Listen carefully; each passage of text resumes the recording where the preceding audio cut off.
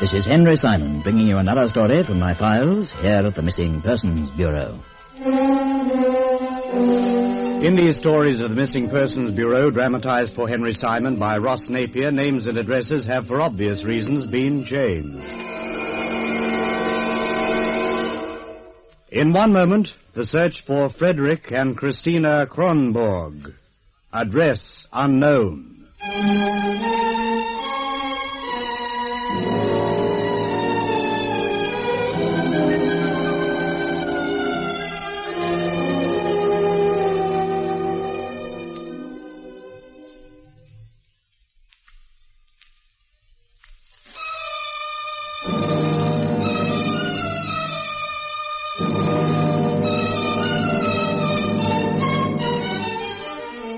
And here again is Henry Simon. The German invasion and subsequent occupation of Denmark during World War II has been the subject of many books and films. Tales of heroism and courage in the face of despair, and of the fierce underground combat waged by the Danes against the tyranny of the Nazi regime. And yet I imagine there must be many more stories that have never been told. Stories such as one which I'm about to relate. To do so, I must take you back to an evening in the March of 1942. To a small house in the village of Koldenstedt. The windows are closed and there is snow on the roof, reflecting the glow of a clear moon. All is quiet. Nothing stirs. Abruptly, the silence is broken by the rumbling approach of a motor vehicle. And a moment later, it takes shape in the form of a heavy military truck. Outside the house, it comes to a grinding standstill, and 5 soldiers climb out. Led by a sergeant, they march to the front door, their jackboots crunching on the snow-covered ground. Company! Halt!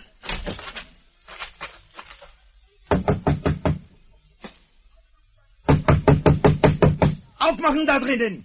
Wir wissen, dass ihr da seid. Wenn diese Tür nicht in 3 Sekunden geöffnet ist, befehle ich meinen Soldaten, sie einzubrechen. 1, 2... Ah, und nicht zu früh. Ihr Dänen wollt nie lernen, dass wir das im Ernst meinen. Ja, ich Was? Sie sagt, dass sie nicht Deutsch spricht, Herr Feldwebel. Eine ungebildete Bäuerin. Français? Parlez-vous français? Nein. Herrgott, noch einmal. Englisch?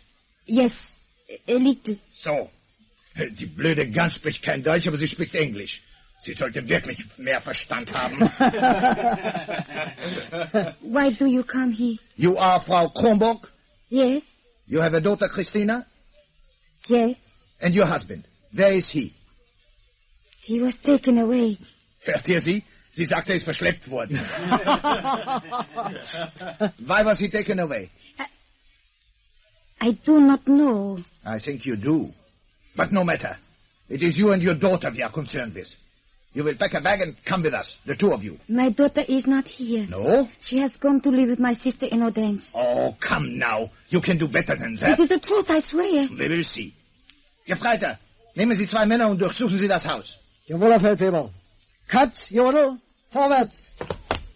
Please, I do not want trouble. I have instructed my men to search the house. If your daughter is here, she will be found. If not, other arrangements will be made. But why? What have we done? You are being recruited for labor in the fatherland, together with many others like you. Sent to Germany? Do not look so distressed. It is a great honor. You should be proud to enter the service of the Führer.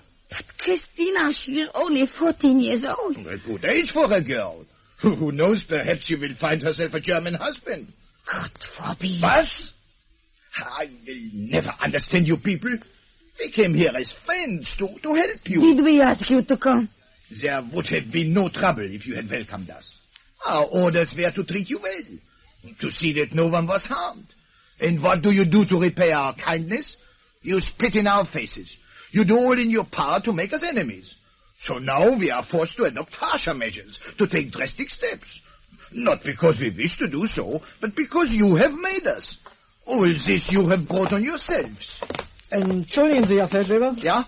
Sie spricht die Wahrheit. Es ist niemand hier. Sind Sie überzeugt? Wir haben jeden Raum durchsucht. Geht in Ordnung. It seems I owe you an apology, Frau Chronberg. The corporal tells me there is no sign of your daughter. I have told you she is with my sister. That is very fortunate for her, and for you.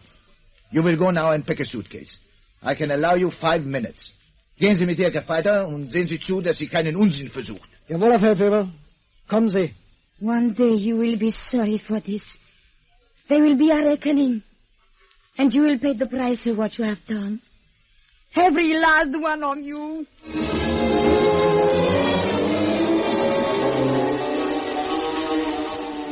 And so it was, a few minutes later, Kerstin Chronberg was led from the house to the waiting trap. The soldiers climbed in behind her, and at an order from the sergeant, they drove off in a cloud of exhaust smoke, leaving nothing in their wake except a patch of footmarks in the snow.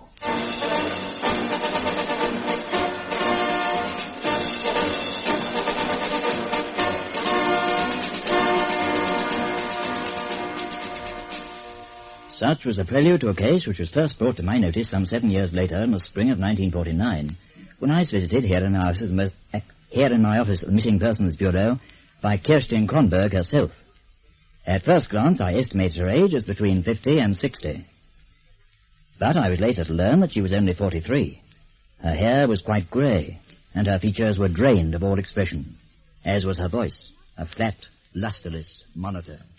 The next day I was put on a train for Germany. We were herded together, dozens of us, and taken to Munich to work in factories. For 3 years we were Nazi slaves, working 15, 16 hours a day for just enough food to keep us alive. Then, a few months before the end, they sent us to prison camps. From which you were finally liberated by the Americans. By that time, most of us were too tired and sick to care. For myself, I had no wish to go on living. If it had not been for the children, I would have taken my life long before. Children? Christina and Frederick. I didn't realize you had a son as well. Yes. Where was he when the Germans came? In the house. But I understood you to say that... They were both in the house, hiding in the cellar. We had been expecting trouble, you see, because of my husband, Stefan. He'd been arrested? 3 weeks before, by the Gestapo. For doing what exactly? He was a schoolmaster. A picture of Adolf Hitler was hung in his classroom. He took it down and burnt it. It was foolish of him. 2 days later, he was taken away. And?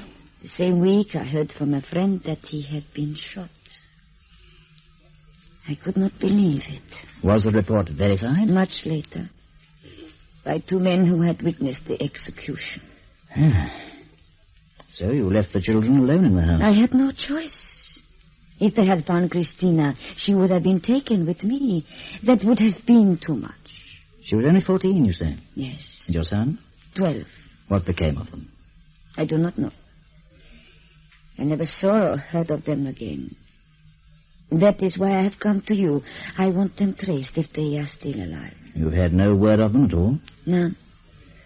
I take it you went back home to Koldenstedt after your release from the prison camp? Yes, I went back, but not to my home. I had no home. It had been burnt down. In the village, I asked questions about the children, but no one could help me. They had not been seen since that night. But what about your sister in Odense? Did you check with her? She died of pneumonia 4 years ago. I see. And her family? She was a widow. She had no children. Parents? Both dead. Have you any living relatives at all? There is no one. Where have you spent the last 3 years? I have been working in Copenhagen. It was there I heard of your organization, so when I have saved the money, I come to you. Which means they may have returned to Koldenstedt without your knowing. I left word with the people in the village. It was all I could do. I had no money. There was no work. Can you think of anywhere they might have gone to after you left them? No. But surely 2 children, they can't have just disappeared. They must have turned to somebody. Wasn't there a Danish protection officer in the area? In Viborg, 10 miles away, but not in Koldenstedt. Did you make inquiries in Viborg? Only through friends. It is no use. They know nothing. Did they have any money? No. Food? Very little. Would it have been possible for them to have escaped across to England or Sweden? Possible, perhaps. But not probable. They were so young, so helpless. And the Germans were everywhere. You don't, of course, know for sure that they weren't picked up. I am sure of nothing. Except that if they are alive, I must find them. Quite. You will help me, Mr. Simon? Well, I can't make any promises. I shall certainly do all that I can. You are very kind. Now, let's see. Christina would be 21 now. Old enough to have children of her own? And Frederick would be 19. I doubt if I would recognize them more than me. It has been so long, and I have changed so much since we were together. It seems an eternity ago. You say that you were expecting the Germans when they came. I knew they were recruiting labor. I knew also that Christina and I, being the family of Stefan, would be high on their list. So when you heard the truck draw up outside, you hurried them down to the cellar. We had prepared ourselves for such an emergency. Why did you hide them both? They wouldn't have taken the boy too, would they? I did not know what they would do, but I was determined to take no chances. It must have been extremely harrowing for you, waiting for the axe to fall, so to speak. Every second of every hour, it was a nightmare. Often we would hear them passing in their trucks. We would watch through the windows, praying they would not stop. The nights were the worst. After dark, we did not dare close our eyes, for we knew well how dearly the Nazis loved to catch people asleep, to drag them from their beds and pelt them with snow. Like wolves, Mr. Simon, they taunted their victims. And always they came by night.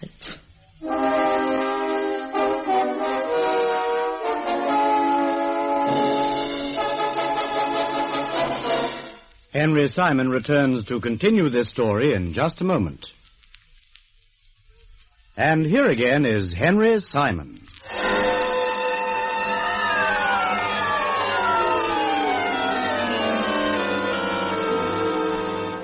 It was a pathetic tale.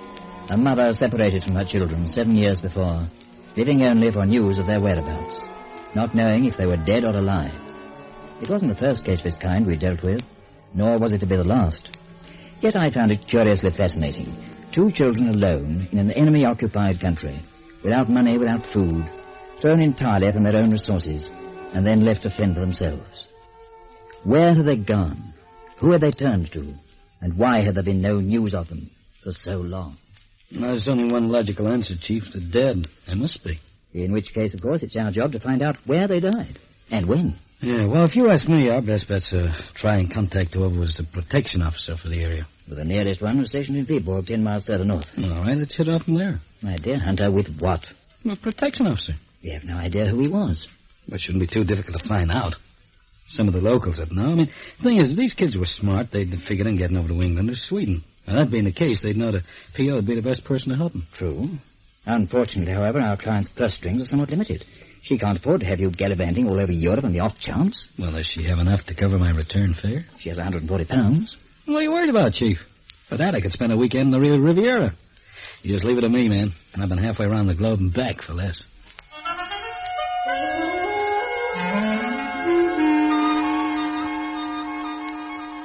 It is a fact that Hunter has the most amazing knack of making a little money go a long way, which is why I prefer, whenever possible, to have him handle what we call the limited budget cases. In this instance, his reasoning was sound enough. During the war in the various German-occupied countries, protection officers had been appointed by certain patriot bodies to offer assistance to the needy, especially the wives and children of fallen or imprisoned patriots. It seemed quite likely, therefore, that Christina and Frederick Chronberg might have sought aid from just such a source. And it was to check on this possibility that Hunter journeyed to the Danish town of Viborg 2 days later. As anticipated, he had very little trouble in establishing the identity of the former protection officer in question, one Anna Hauntorf. The task of locating her, however, was a good deal more complicated, and 5 days slipped by before he finally caught up with her at her new home in Ebenrad, near the German border. A tall, blonde woman in her late 40s, she spoke fluent English and bore very little trace of the strain which she must have undergone during the war. I am sorry you've had such difficulty finding me, Mr. Hunter. For the past 3 years, I have been moving about the country a great deal, organizing charity functions and the like. But now I intend to stay put. Well, that's fair enough. After all the good work you've done, I guess you've earned a rest. Oh, I have done my share, no more. But I'm most interested in the story you have told me. Their name was Chronberg, you said? Yeah, Christina and Frederick. As a matter of fact, I have a photograph of them here, taken in 1939. They're both pretty good-looking kids, especially the girl. Hard to forget, I'd imagine. Oh, there are so many homeless children. Oh, no. Surely it could not be. Oh, you recognize them? Christina and Frederick, but of course their names had escaped me, but the faces never. It comes back to me now. Their parents had been taken by the Germans. Mm-hmm. They came to me for food and shelter. The boy was very ill, I remember. I kept him in bed for many days. I see. And then? It was decided that they should go to Sweden. I had a number of contacts there. Families who had offered to provide homes for Danish refugees. Well, did you have any particular family in mind for these two? Olaf Grundel. He and his wife, they had a farm in Gothenburg. It was to them I sent the children. Sent the children? Oh, they would pass them on to others. Oh, I see, yeah. Are they still living in Gothenburg? That I cannot tell you. You will have to go there yourself and find out. Yes, and just take a note of that. Olaf, what was his name again? Grundel. Grundel. What was the process of getting the kids across to him? I mean, that must have called for quite a bit of organization. Oh, it did, believe me. From Viborg, the journey was made in 3 stages. To Aalborg, Friedrichshafen, then across by fishing boat to Gothenburg. Did they go alone, or did they have escorts? Oh, with escorts, always, all the children. Alone, they would not have survived. Hazardous venture. In the winter, highly so. A venture that many times led to death.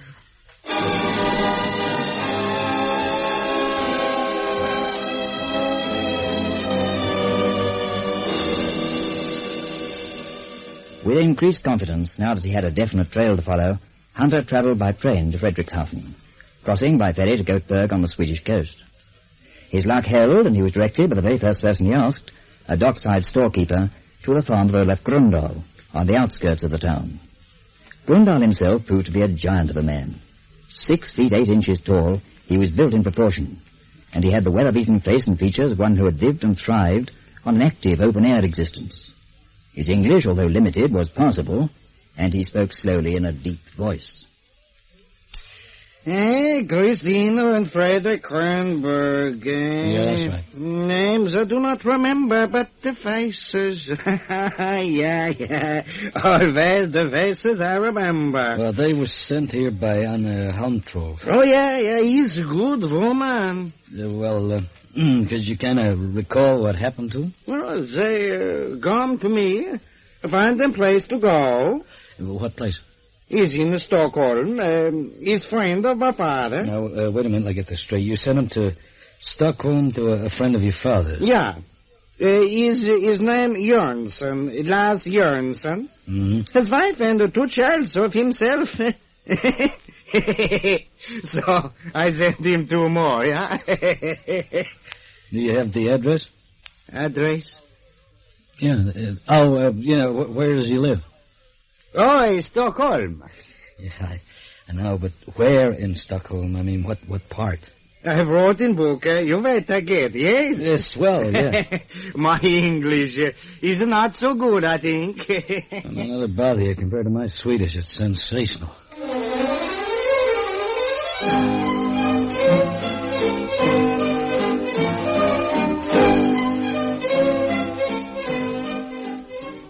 2 hours later, having obtained the address of the Jorgensen family from Olaf Grundal, Hunter boarded a train for Stockholm, arriving in that very city early the following morning. Outside the central railway station, he hailed a cab, and duly proceeded to the given address in the outlying suburb of Sundsvall. It was a large home, set well back from the street, and screened from public view by a very high brick wall. In answer to his ring, the front door was opened by a fat, jolly-looking man who made Hunter think of Santa Claus without a beard. Mr. Jorgensen? Yeah. Well, glad to know you. My name's Hunter. I'm from London, Missing eh? Persons Bureau. Yeah?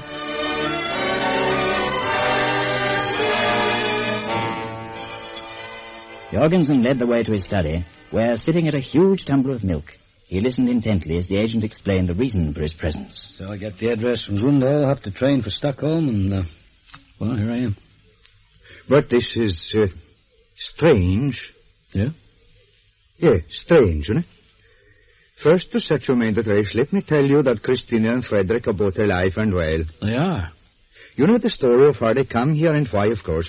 Yeah. But there's much you do not know. Well, I'm mainly interested in knowing where they are right now. 4 years ago, I made inquiries through private channels, and I was informed that their mother was dead. Oh, well, that I can believe. I mean, the records got pretty messed up. All sorts of people were reported dead who weren't. So it would seem. At the time, however, there was no doubt in my mind that the information was good. Uh-huh.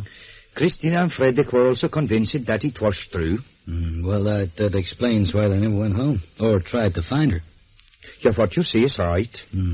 Well, whereabouts are they now? Oh, they're in Copenhagen. In where? Copenhagen. Oh, Copenhagen. Copenhagen. Well, hey, well, that's where she was a little week or so ago. Oh, they did not know that, of course. What are they doing there?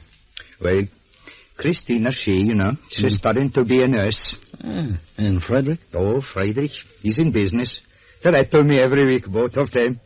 Well, how long were they living here? 4 years. In which time, I'll let you know, I came to look on them as I did my own children. Well, do you have an address where I could kind of contact them? Oh, sure. But there is more to tell, however. More to tell, as I said, Frederick is in business. What kind of business? They ran a sort of form, what you call it, to delivery business. Oh, delivery service. Yeah? Did you say they? He and his partner. Well, he's in partnership, huh? Yeah? And you never guess who it's? At this stage, I wouldn't dare try. Who? Stefan Chronberg. His father.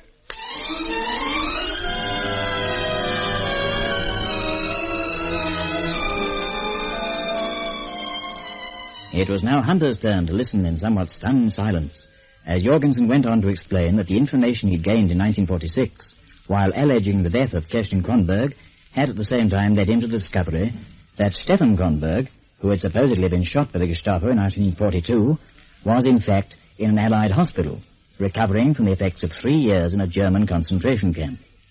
He had subsequently been brought to Stockholm by Jorgensen, where he was reunited with his children. Later still, backed financially by Jorgensen, the three had gone to Copenhagen, where father and son had launched themselves out in business. Little dreaming, of course, that not only was Kirsten still alive, but he was working at a job in that same city.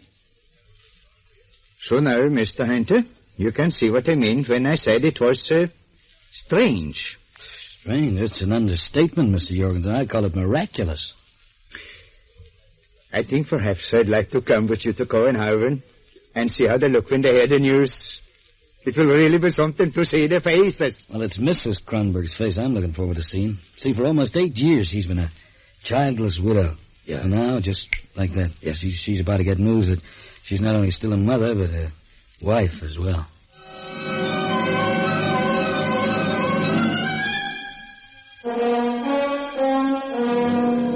Henry Simon returns to conclude this story in just a moment. And here again is Henry Simon. It was an incredible twist of fate that had kept the Chronberg family apart for so long, mother and children, husband and wife, each believing the other to be dead. Yet it is no less credible a story than others I could recount on exactly the same theme. Following the war, of course, the whole of Europe was in such chaos, and reports of death were so very commonplace that it is understandable how such a mix-up could occur. I often wonder how many other families there are, like the Chronbergs, who have been less fortunate than they and remained divided, perhaps never to meet again. Stefan and Kerstin Chronberg once more have their own home. Not in Koldingstedt as before, but in Copenhagen, where Stefan has returned to his former profession of school teaching, leaving Frederick to carry on the delivery business alone. And as a postscript, I might add that Christina has since qualified as a nurse. And now, this is Henry Simon inviting you to meet me here again, and for the present, bidding you au revoir.